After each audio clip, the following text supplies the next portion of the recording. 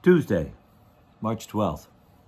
Well, Walt was talking to me when I was a kid about the fact that there were good witches, and they were called Woodwitches, and they were women that lived pretty much by themselves in the woods. And he was telling me that he'd learned a lot of this sort of thing from a book like this one right here. It's called Woodland Tales. This is a book by the naturalist and artist Ernest Thompson Seton. You see, that's the title page in the book right there. And Seton, in the latter years of the 19th century, collected a lot of short stories from elders in the Toronto area where he had been living as a boy. And in the Woodwitch and the Bognuts, he even did a little drawing right here. See, that's the Woodwitch right there. And see, down there under the ground are these Bognuts. See, the little nuts in a string right along the root system. So in the story that he has here, a rich kid gets lost in the city. He was hiking with his friends, and he gets separated, and he's lost, and he's hungry, and he comes upon a little cabin, and there's an old woman living in there. And so he bangs on the door and tells her he needs some food.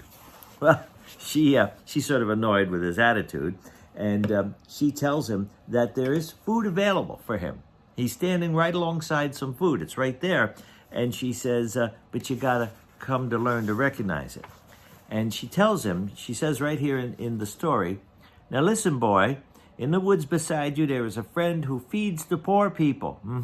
She is tall, and her eyes are brownish purple, and her hair is green, and that's how you'll know her, especially by sometimes 5 fingers on the one hand, but 7 fingers on the other. Wow. And her house is in the briar, and she waves her hands in the air, and she says to all who come by, there are coconuts in my cellar.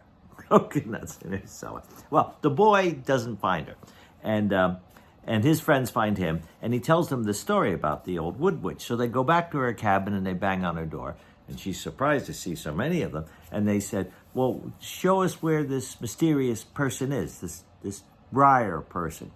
And she takes them to a briar plant, and she points out that this particular briar plant can sometimes have 5 leaflets on one stalk and 7 leaflets on the other. That's the key to identifying this particular plant.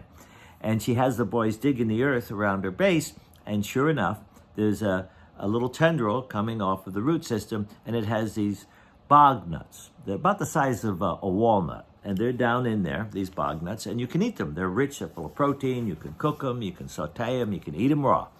And she said it's the food for the poor people. Well, it seems that what Seton was doing was he was identifying the old women that lived by themselves in the woods as being the guides, the people of traditional wisdom. And that's, the city people were afraid of them because they lived by themselves and they were living with earth knowledge. And I said to my dad, well, why are they so afraid of these old women who are helping them find the food? And Walt said, well, Seton knew that mostly these women were either Algonquin or African. Yeah? Well, most of the city people were white. So what Seton was doing was giving little stories in which to figure this thing out, you see. Well, we'll do another one tomorrow. See you then.